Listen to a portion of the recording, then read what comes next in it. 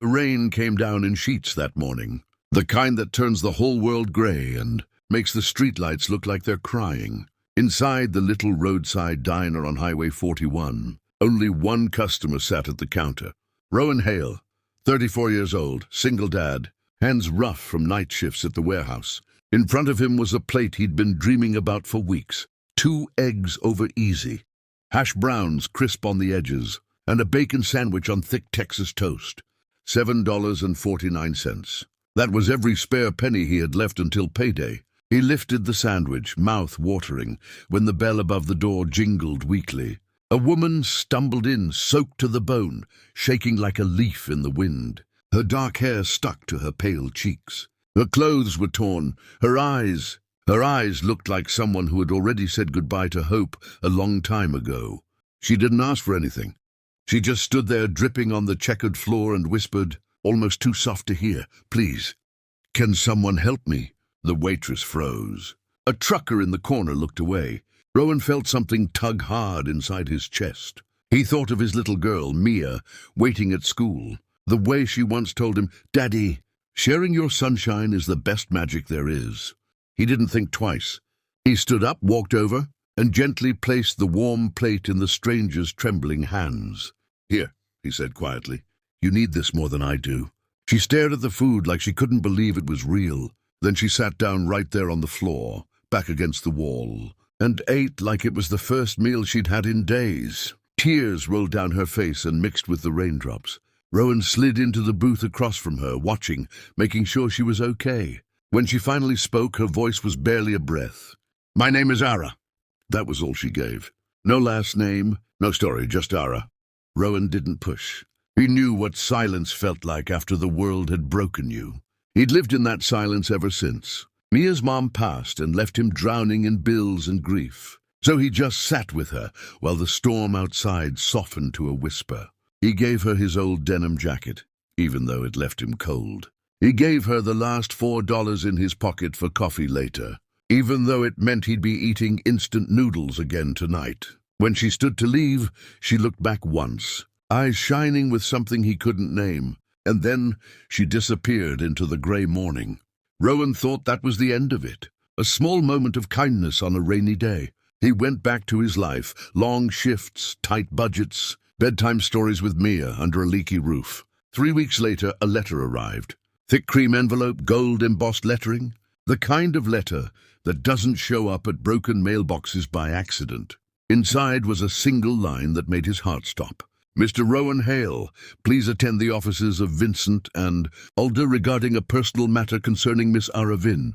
He read it 10 times. Lawyers, millions of terrible reasons flashed through his mind. Lawsuits, police, something he'd done wrong. But something stronger than fear pulled him onto the bus the next morning. He needed to know she was safe. The law firm was all glass and marble, a world he'd only seen in movies. Rowan walked in, wearing the same worn boots and faded flannel he'd had for years. They led him to a quiet conference room that overlooked the city. 2 attorneys waited with a thick folder.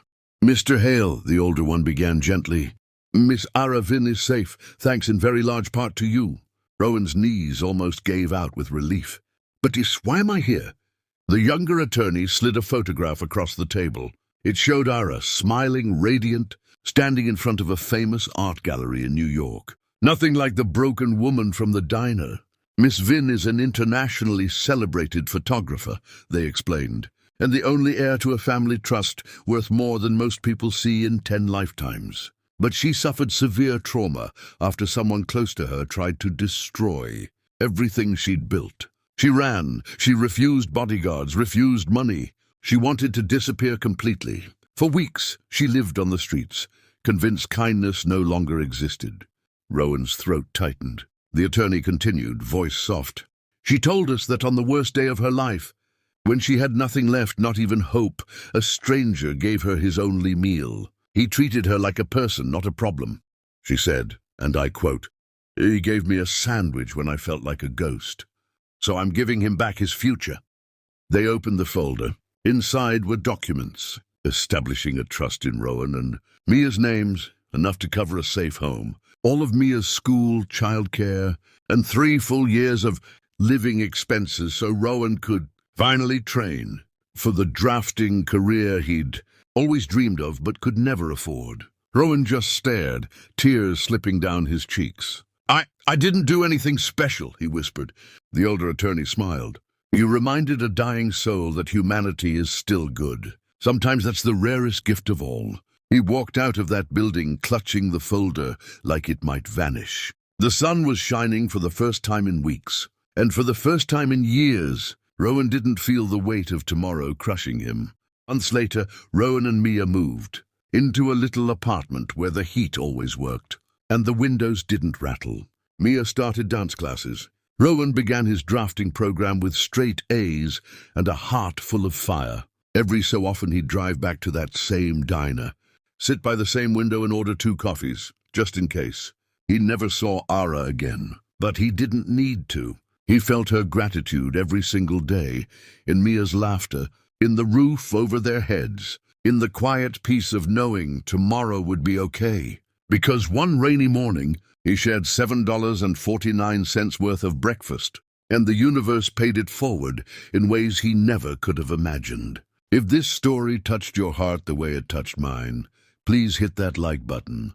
Leave a comment telling me the last time you shared your sandwich, and share this video with someone who needs to. Remember that kindness always comes back around. Because sometimes the smallest act of compassion doesn't just save one life.